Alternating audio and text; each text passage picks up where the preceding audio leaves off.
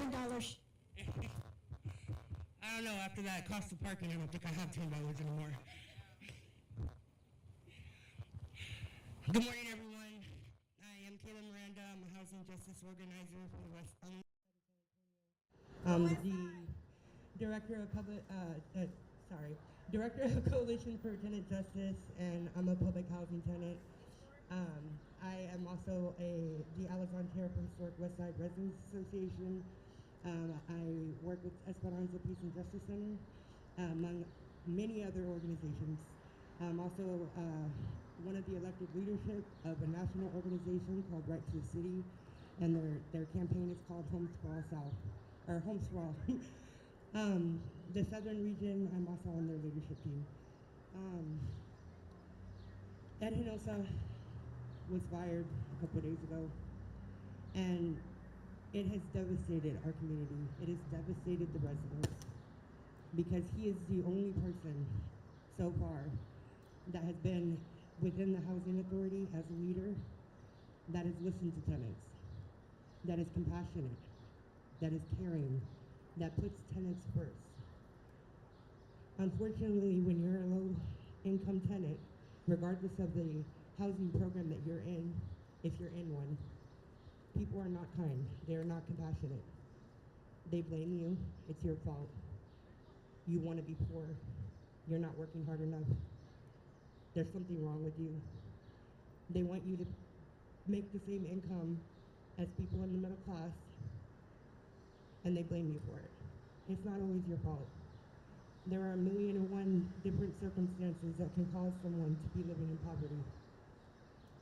And Ed Hinojosa, he understood that, and he cared. And not just with his words, not just with the things that he would say, but with his actions. He followed up. And that was an amazing experience. He deserves to be the CEO. He deserves to be part of our community. He deserves to be the leader that he is. Unfortunately, when you don't toe the line, you don't do what they want you to do, when you speak the truth, people hate to hear the truth. People don't want to hear there's something wrong with the program that you're promoting. People don't want to hear about public housing. They don't want to hear about deeply affordable housing. What they want is a profit. What they want is to line their pockets. And Ed Hinojosa understood that when you're running a housing authority, it's not about money, it's not about a profit, it is about people. I'm gonna introduce our first speaker.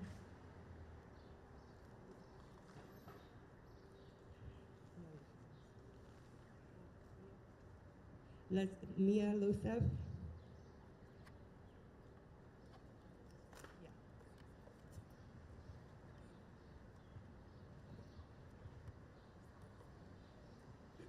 Hello, everyone. Good morning. Happy Friday. I don't have anything. Sad Friday. That's right. I was just going to say, I don't have anything formal prepped, but I will say I organized with San Antonio Housing Authority, at the time SAHA Public Housing Tenants, for just about 4 years, alongside many people here today. We were organizing between 2019 and 2023. When the past CEO left and Ed took the helm, I cannot emphasize to each of you how much the shift in respect from staff, empathy from staff, the way tenants were treated was felt. Every single tenant I had worked with had a sense of fear, had a sense of not being worthy almost. The folks in power before Ed were told to treat tenants as if they were clients. They were told to use housing as a business. We all know public housing is the last line of defense for folks who most need it. Our most vulnerable people, our most vulnerable communities, they have no other option if they aren't with public housing. They simply don't have anywhere to go. The way that the shift in public housing and leadership from Ed was felt by tenants cannot be emphasized enough.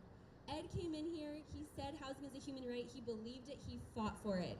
He was all about making sure that housing was accessible, that it was quality, that the tenants were treated with respect, and first and foremost, that they were heard. I think that's the number one thing. We had never had someone in leadership who actually listened to tenants, who came to the resident meetings, who listened to the concerns and said, I'll get back to you, I will do that, I'll work on it. And that was huge, that was absolutely massive. It's really incredibly disappointing to see this decision come out from the Opportunity Home Board. To me, it seems like an incredibly short-sighted decision. We understand there's a huge waiting list, we understand there's a huge need. That is a systemic failure. That is not a result of a CEO, Ed Hinojosa, who didn't care. He has prioritized housing people, he has prioritized keeping people in their homes during a pandemic.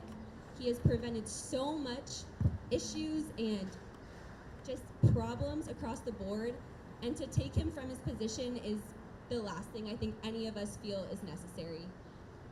The last thing I'll say is that public housing is 100% under attack. I think we all know this. It's a time of our life, a time of this economy where profit is over anything else. Ed Hinojosa prioritized public housing and knew the value of it and the power of it. And to remove him is a huge statement. We see you, we hear you, we see what you're trying to do, and we're here to say that's not what we stand for. We want a CEO that listens to tenants, that cares about public housing, and that overall puts housing as a human right above anything else. Thanks. Our next speaker, I always say she saved my life because she did. In 2019, I was facing a wrongful eviction in my public housing unit at Alexandra Pachi Courts. And because this individual cared so much about her community and about our people, she went out on her own without any funding, with very little help, and left flyers on doors. And because that flyer landed on the door of a friend and it was shared with me, I was able to stay in my unit. I was able to become the person that I am today. And without her, I would not be here. Leticia Sanchez, Historic West Side Residents Association. Hi, everybody. I'm so upset, frustrated. I don't have the words right now to express how I feel, but I want everyone to know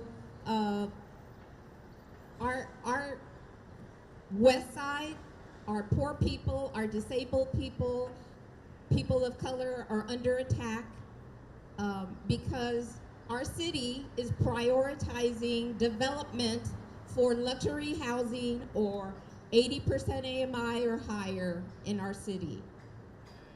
The Historic West Side Residents Association represents people who have been neglected for generations. Our community has been neglected for generations, and now, because the downtown has been revitalized, city wants property in our neighborhood. The previous CEO of what was Saha and now Opportunity Homes, David Nisivocha, who thankfully is gone, chose or wanted to demolish the Alasan Courts, which has been public housing, the oldest public housing in San Antonio, one of the largest public housing apartments in San Antonio that houses over 500 families. Had that action gone through, all of our families would have been displaced. All of our schools would have been affected, our churches and our businesses, because all of those people would have had to leave. And what was the decision back then? They wanted to build mixed housing in that space. We don't need mixed housing. We need public housing. We need housing where our people can continue to live. They've lived there for generations. They want to continue to live there for generations. And let's call this what it is. You fire Ed Hinojosa because Ed Hinojosa is trying to protect public housing. You get Ron Nierenberg, mayor of San Antonio. You got rid of all of our commissioners that were on board last year. You got rid of Olga Kaufman, who represented people, and now you bring in a new board who I'm sure will do whatever you want, obviously, because they all unanimously voted to get rid of Ed Hinojosa. Ed Hinojosa, the only person who protected the Alazan and has been able to get funding and move to get additional public housing for people on the west side. We haven't had any new public housing in the city of San Antonio. Ed Hinojosa was able to bring in another apartment, 88 more units of public housing. The housing wait list for people who need public housing is over 110,000 people. That's not Ed's problem. That wasn't caused by Ed. That was years of neglect by our previous CEOs. And now you want to bring in someone else who believes in development for mixed use. We are not going to stand still. We're not going to let you do that. You need to reinstate Ed Hinojosa and let him continue to do the good work that he's been doing these past 2 years. Thank you.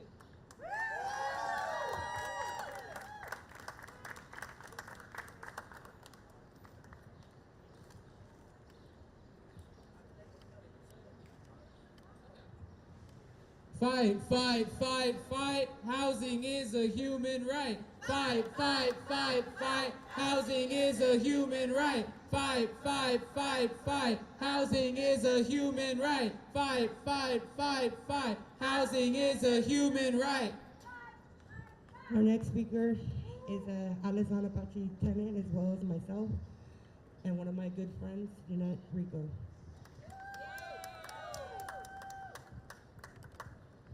Hello, good afternoon. Not too good. But yes, I am Alazan Apache resident. I'm also part of the coalition for dignified housing and HWRA member.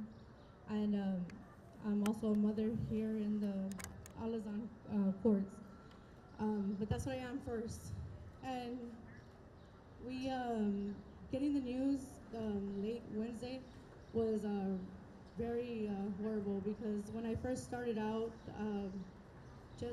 when I first came to Alazan Apache, I came from literally living off of my best friend's couch, and I was a mom of 2, recovering addict, and a felon. And when I came to Alazan Apache, they treated me like crap.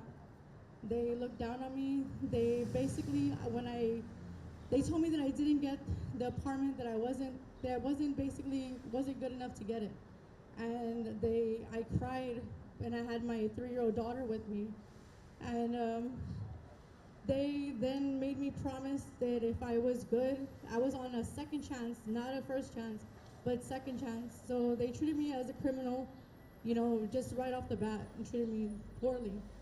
And when I was here, I had to fight, to prove to them that I was a good tenant, which I have been, because this is the first time in a couple of years that I haven't been in trouble or done anything wrong. So I've been living by what I kept up my promise, and I've been doing what I've been supposed to do. Also, including fighting for, to keep the Alazan up, and coming out and speaking up for the community, because like a lot of community here, I represent a lot of them, because a lot of us are felons here. And with the mixed AMI housing, I will not qualify. I would not even be able to get in. My children will have nowhere to go. And Ed was different. He treated me different. When he met me and he came up to me, he shook my hand. He treated me like I was like a coworker of his, a colleague of his, a friend. He never looked down on me, and he didn't discriminate against me or treat me any different than, someone that he would just, someone important to him. He treated me important. So I'm in fear for the future of what is, if he doesn't get reinstated, I'm in fear of the future of myself, my children, and the other residents here at Alazan Apache. So I ask that you please reinstate, Ed Hinojosa, and bring him back to us, because he's our savior here at Alazan and other public housing. Thank you. Our next speaker is also a good friend of mine. She has been fighting for the community along with me for many, many years. She was an outreach worker with us in 2020. She's an outreach worker now. And she is probably one of the most compassionate individuals that I've ever had the honor of knowing. Isabel, your turn.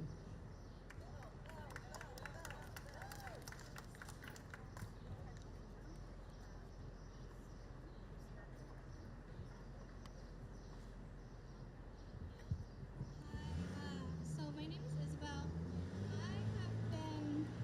I I have been volunteering with certain organizations around San Antonio since COVID.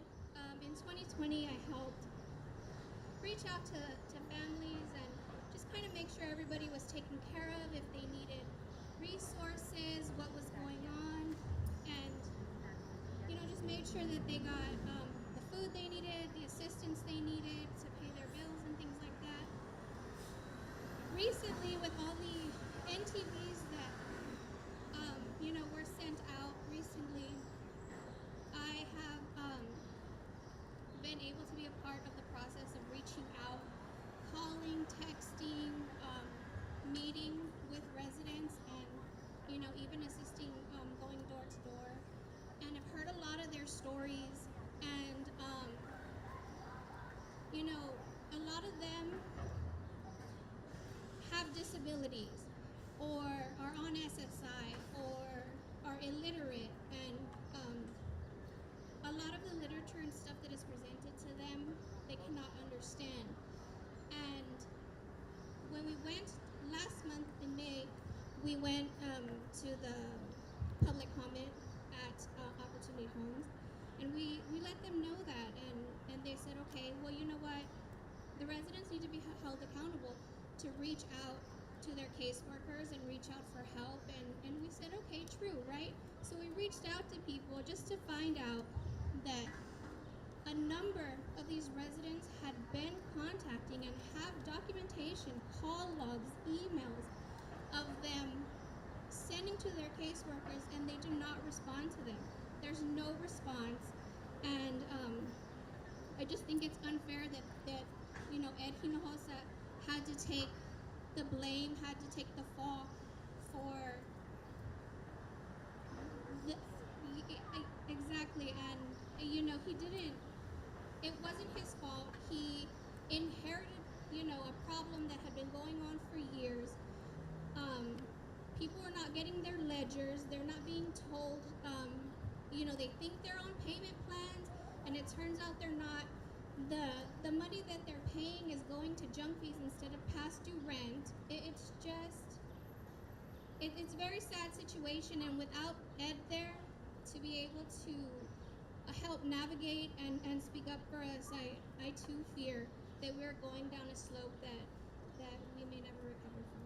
So.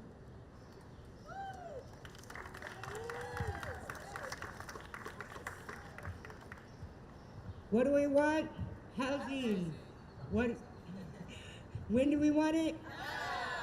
What do we want? Housing. When do we want it? Now. If we don't get it, shut it down. If we don't get it, shut it down. If we don't get it, shut it down. Yeah. So I've had the pleasure of going out the last month and a couple weeks, talking to tenants and seeing what's going on with these notices to vacate. And I can tell you, because I've actually seen the ledgers, I've actually sat down with the property managers and the tenants and addressed these issues. And first of all, Ed Hinojosa was ordered by the board, who are not Opportunity Homes employees, who do not have the knowledge and expertise to run a public housing. They do not understand the system. They don't know what they're doing as far as public housing. And they're issuing orders to the CEO, who does know all of these things, without understanding the system. When they thought issuing a notice to vacate for those who have owed more than 13 months, they're thinking like mixed income properties. They're thinking like market rate properties. They're thinking thousands of dollars each month going unpaid because they do not have the qualifications to be making decisions on public housing. And they order someone who does have those qualifications to send out those notices to vacate. And instead of admitting that they didn't understand and they made a mistake and correcting it, they have taken it out on the one person who actually cared. I can tell you that there are tenants out there that lost their jobs, but due to staff issues have not had that rent recalculated. I can tell you there's a glitch in the system that automatically puts rent payments first towards maintenance and then towards past due balances. I can tell you that every single tenant that I've seen a ledger for, it is not past due rent, but maintenance fees and fines. The way that their system works is one, maintenance does not have to approve a charge on a tenant's account through the office if it's under $50. So the maintenance can be adding all these charges and the office doesn't even know unless they go and look. That's very, very troubling, especially when you consider that they break apart each and every order. So they can go out for one issue and issue 4, 5, 6 fines under $50, and the office and the staff don't even know about it. Another problem is the maintenance workers cannot see people's case files. They don't know how long a tenant has been in the unit, so they don't know if it's normal wear and tear. They just automatically assume that it's the tenant's fault and charge them for it. They're not told ahead of time. It just appears on their account. And you don't even know it's on your account until a month after it's there. Ed has been trying to fix this. Ed has been working tirelessly for years to fix an extremely broken system.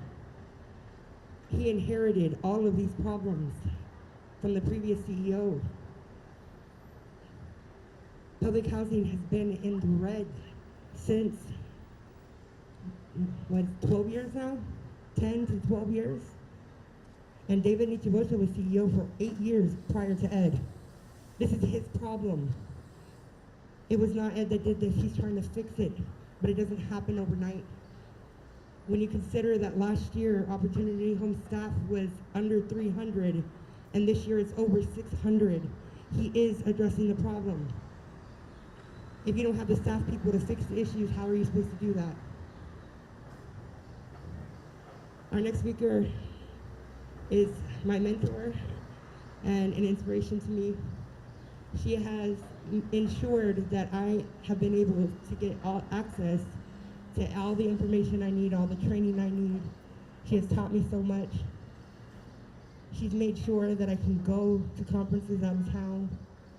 She's made sure that I've had the networking and connections to be the organizer that I am. Graciela Sanchez from Esperanza Peace and Justice Center. Thank you, Kayla. Thank you, buena gente que cree en paz y justicia.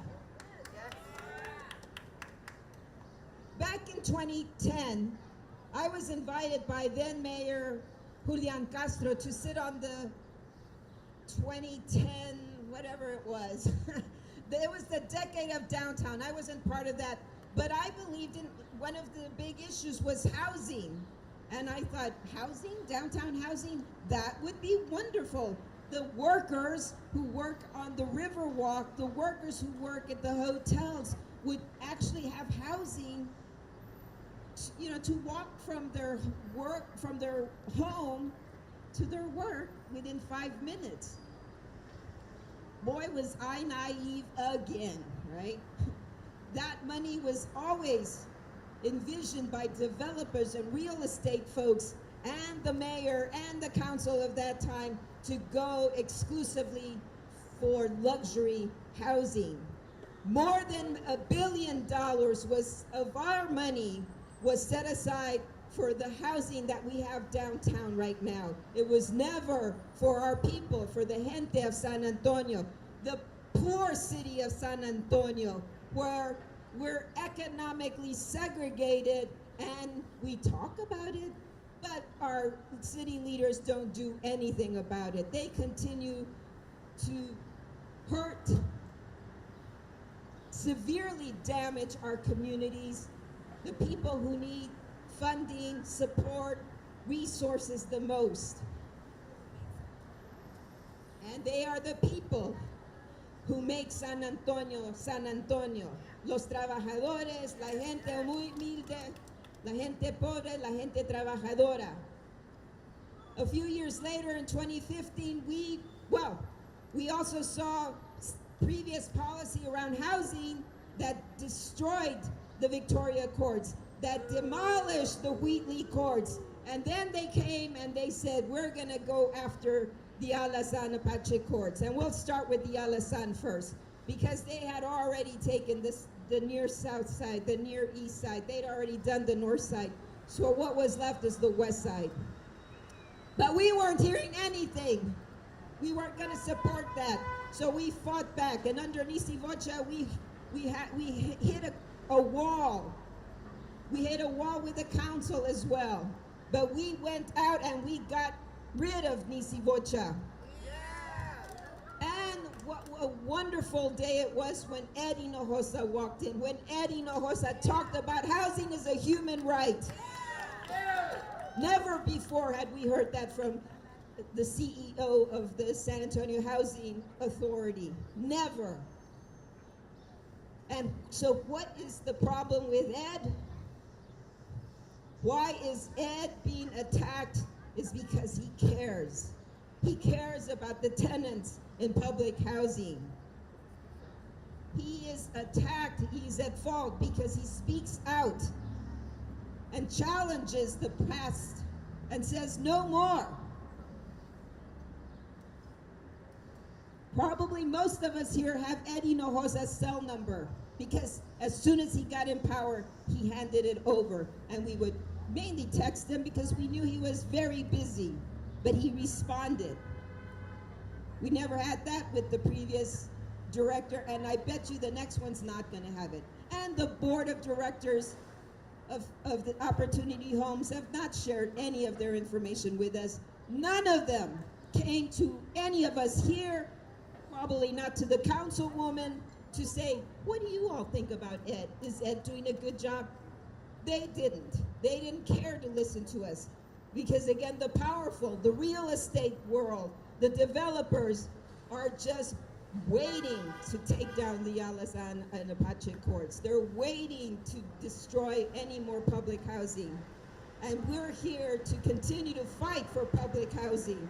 We're gonna fight, and we're gonna get Ed Hinojosa back in office, and we're gonna challenge the mayor, the council, and the board of directors of Opportunity Homes. Shame on Opportunity Home Board of Directors. Shame on the city council, minus Terry Castillo. Shame on them, because if they really cared about our people, if they really cared about the 1/3 of the community that is poor and suffering, then they would have not taken this action. And we find shame. They should stop the continued support of the real estate and developers. It's time that they stop. We know what they're doing, and the head of the Board of Opportunity Homes should leave. Let's get rid of him. But all the other ones, we're watching you. We're really disappointed, and we won't have any more of it.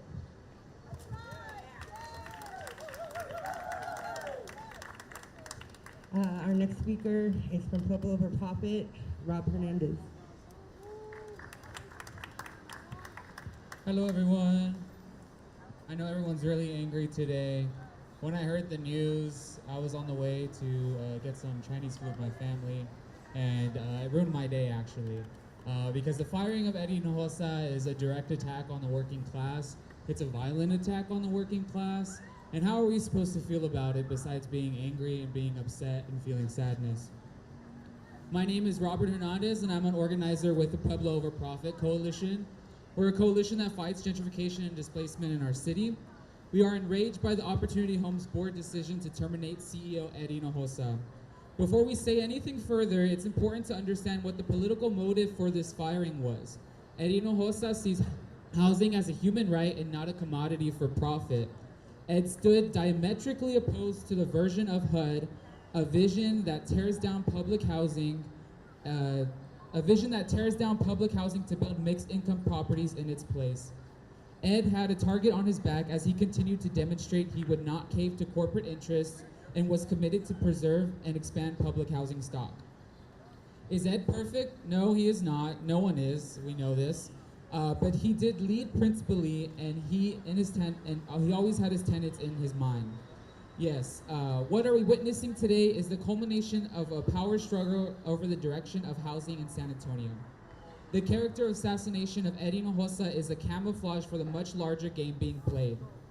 The board fired Ed for the benefit of profiteers and developers who demand to dig their claws into our collective wealth found in public housing and to tap into the millions of federal, state, and local dollars which flow into Opportunity Home each year.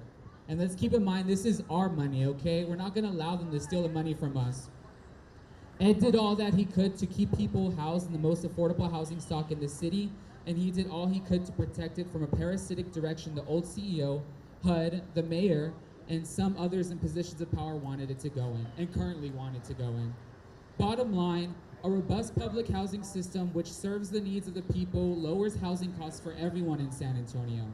But that threatens the enormous profits to be made by banks, investors, developers, and other corrupt privatizers. This is why Ed Hinojosa was a problem. Let's not forget the task that he accepted as CEO of our public housing during a global pandemic that sent everyone and everything into shock.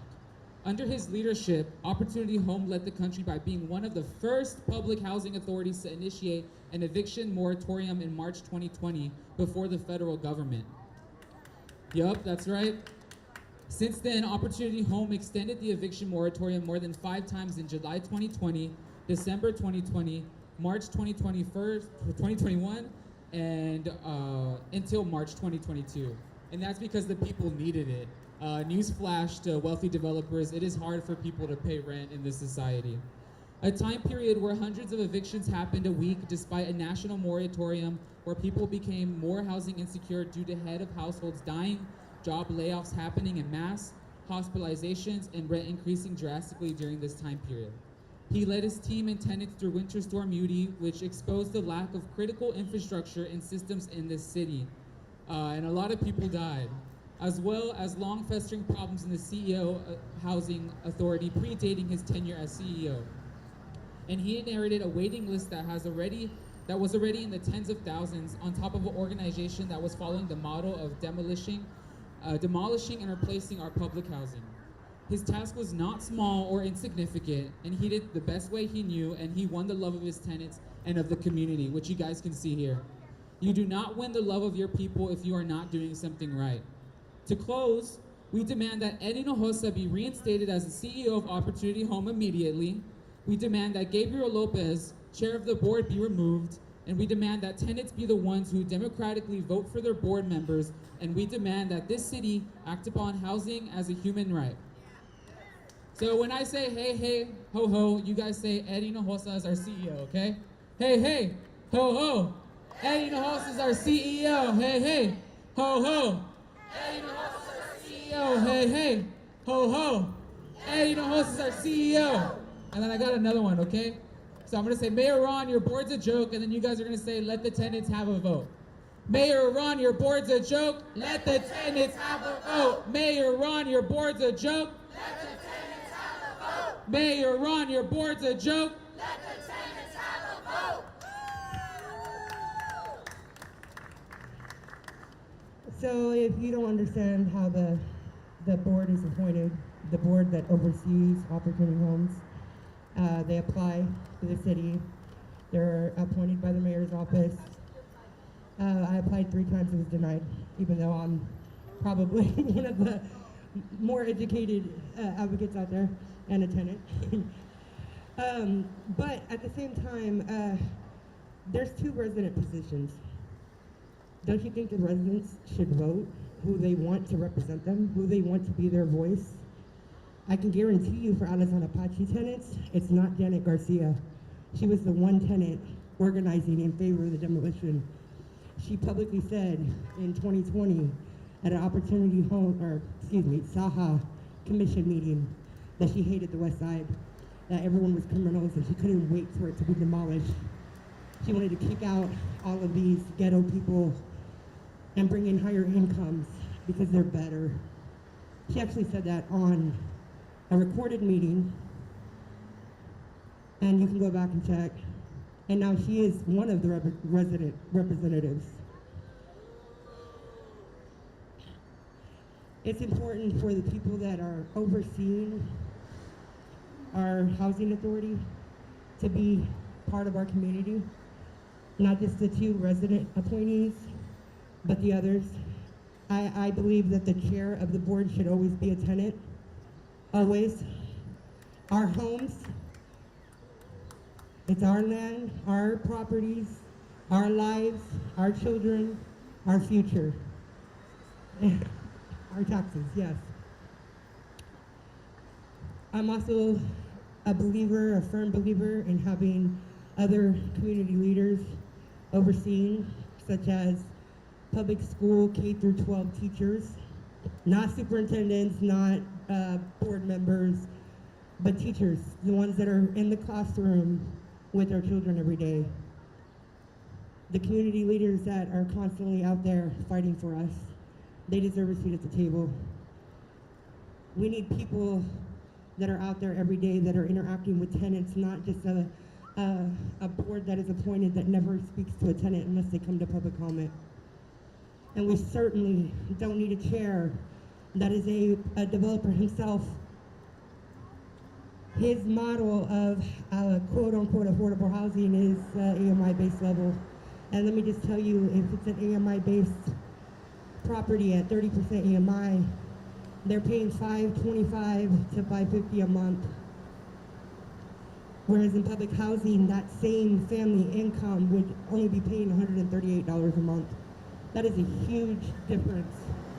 Not to mention all the additional junk fees, the additional deposits, the additional background checks and qualifications that they require. Mixed income or AMI-based housing does not work. It is not for us. And there should be nothing about us without us. Our next speaker is another Alazan Apache tenant, Miss Anna. Good morning.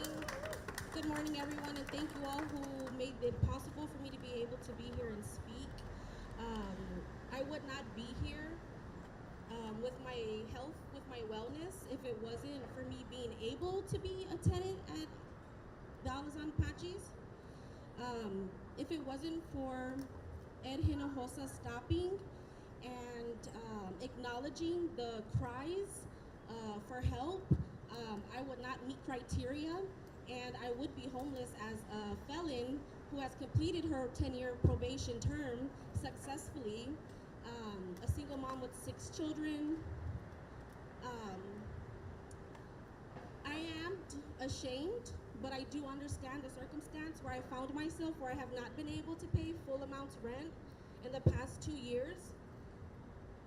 But to know that Ed was put in a position where he's not able to live his purpose here in San Antonio, I think it's so much more than losing a job.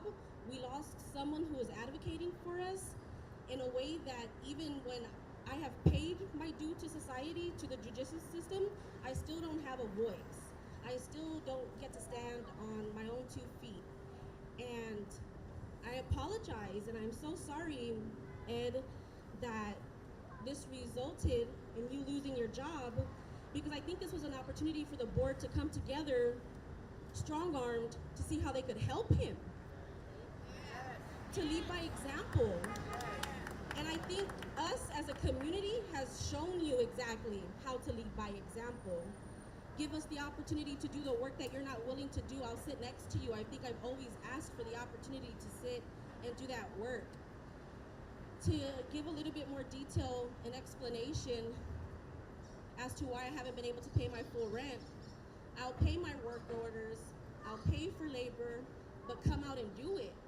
it's so much cheaper to pay work orders and pest control to come out than to go to a hotel because I have to bomb my apartment and I can't be there for 3-4 days, and it has to come out of my pocket. To be able to house a family with 6 children in a hotel for 4 nights comes out to about almost $1,000. It's not that I can't pay my rent, it's a situation and a circumstance where I find myself. Also having to face domestic violence. If I would have been pushed out with the NRP criteria, I would not be a resident at Alazan Apache. And I recently had to deal with domestic violence. Even though I have physically left the relationship 4 years ago, I'm still attacked in community. While passing out diapers and being a community advocate that I've been for the past 10 years, 8 as a resident at Alazan, which gave me the tools, helped me build on the strengths and the capacity to be out there in community. I was assaulted in the head by my ex-partner, and if I did not have the Alazan courts, I would have to deal with this in homelessness. And because I'm a felon, and because of the police officers who take the police report, how they write it up, when policy and procedures are being practiced in the city of San Antonio, I will always fall short as a Mexicana with a background. So I have yet to get a protection order. I have yet to be given financial assistance to flee and to move. And these are opportunities that people qualify, but my situation and circumstance, I don't. I am not supposed to be here today. I am supposed to either be in prison or dead in the path that I have lived. But because of the Alazan Apache courts, I get to raise my children, 6 kids, who are also in community. 2 weeks ago, I was able to walk the stage as a community health worker graduate from Northwest Vista College. And I would not have been able to do that if it wasn't for the Alazans. I have committed to paying off my rent, specifically putting $2,000 down already, which is taking away from the food, but my prayer keeps me up, and if it wasn't for the people in my community, I don't know where I'd be today. I hope this is an opportunity for us to move forward and come together, because I do have intentions of taking this outside of the city of San Antonio if we need to be, and I will take my 6 kids doing it. Again, thank you all so much for this opportunity. Coming here just to be here today, I'm one of 600 families that couldn't sleep last night, that can't eat because my stomach's turned upside down, who have children praying for me to give me the words so I can be here today. I'm just one of so many families, and Ed has to be able to come back. Ed should have been given the opportunity to sit at a table with his peers and handled as a human being. He is one of us. He has been treated like us, and you all set the tone. We are here to back him up, and just know that we are going against a spiritual battle. It's so much more than the opinion and the way the board has handled this situation. It's so much bigger than that, and I'll continue to pray that Ed gets to move forward with us in the Alazans. Again, thank you all so much for the opportunity to be here.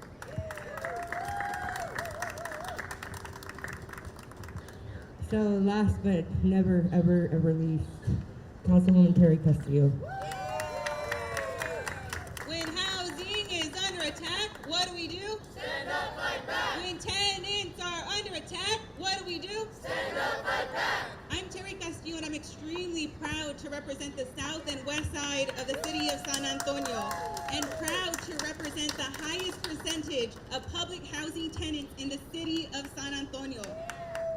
In 2019 and 2020, I stood shoulder to shoulder alongside many of the individuals here and the historic West Side when we were challenging the unjust practice and evictions of Opportunity Home, then San Antonio Housing Authority tenants that were facing eviction. Community then organized and demanded that we continue to protect and preserve and invest in our most affordable housing stock, which is our city's public housing stock. And when community was successful and David Hisibocha resigned and took a job in Denver, the city of San Antonio and the board at that time walked back their vision to demolish and replace our public housing with mixed income development. And evident today, and with the stories shared by tenants, is that we know with that criteria with mixed income development, many of the tenants who are housed now would not qualify and have access to those newer units. Like many cities across the United States, the city of San Antonio is facing a housing crisis. And I'm struggling to understand why the board made the decision to remove Ed Hinojosa, who has been a visionary leader in leading the city of San Antonio out of a housing crisis. The extreme waiting list that he inherited is the result of the failure of HUD policy and the failure of the city of San Antonio in investing in deeply affordable housing. And what has Ed done? He's made strides by working with the city of San Antonio to create voucher partnership programs to incentivize landlords to accept vouchers to get more folks off that waiting list and into a housing unit. Ed Hinojosa has worked across party lines to bring federal dollars to the city of San Antonio's Opportunity Home, and that's something that we hadn't seen with past leadership. Further, Ed Hinojosa worked alongside tenants in Cops Metro to create the Opportunity Home Maintenance Fund. So the city of San Antonio became the first city in the state of Texas to invest general fund dollars into our public housing stock. Further, under Ed Hinojosa's leadership, the city of San Antonio became the first city to use bond dollars to invest in our public housing stock. So I'm failing to understand the decision made by the board to oust Ed Hinojosa despite his leadership, despite him bringing federal dollars to Opportunity Home and work towards getting folks off of the Opportunity Home wait list. But let me be clear. One thing that I've read and one thing that I've been asked in interviews is if I believe that the notices to vacate was the reason that the board decided to oust Ed Hinojosa. And let me share that I did have a meeting with the chair of the commission in April. And in that meeting, we covered a wide range of topics. And what he shared with me was that the board had made the decision to start issuing notices to vacate. It was a conversation, a tough conversation that they had, but it's something that they believed they needed to do. So I don't understand why the board would walk that decision back if it's direction that they gave to the board. So I just want to be clear that this isn't an action that the CEO took on his own. It was direction provided by the board and shared with me by the chair of Opportunity Home. So with that, again, I'm failing and struggling to understand the decision by the board to remove Ed Hinojosa if he's leading the city of San Antonio out of its housing crisis.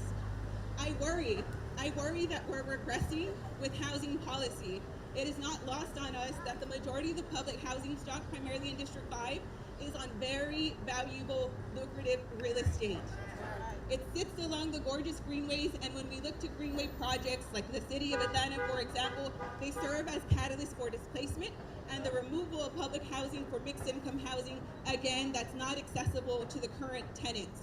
So we will continue to organize, we will continue to demand answers to understand why Ed Hinojosa was removed despite his visionary leadership and his commitment to tenants. And our expectation moving forward should be that tenants have a voice on the decision-making process on who gets to control their housing.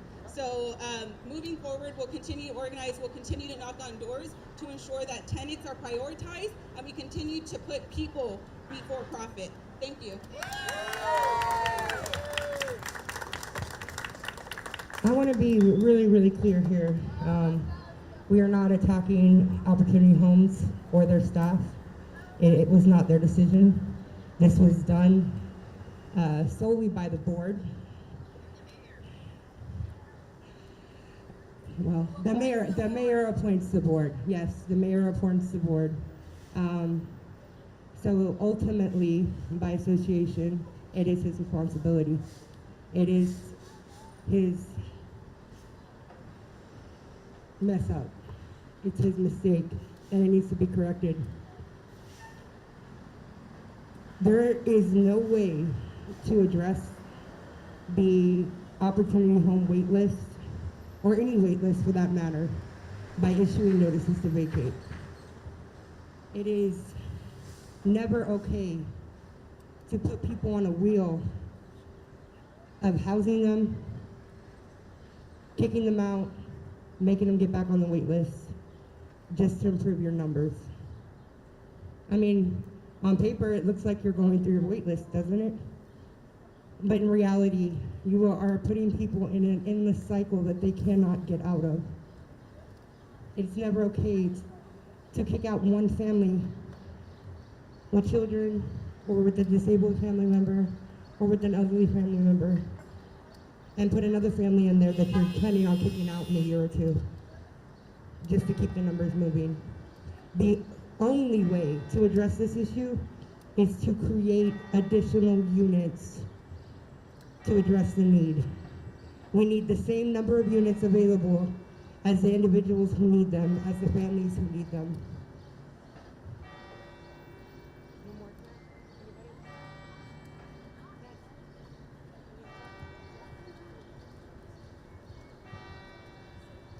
Hey, hey, ho, ho, reinstate Ed to CEO. Hey, hey, ho, ho, reinstate Ed to CEO. Hey, hey, ho, ho, reinstate Ed to CEO. Hey, hey, ho, ho, reinstate Ed to CEO. Thank you, everyone. Have a good morning. And as press, this is why we have press conferences, not for you just to give a soundbite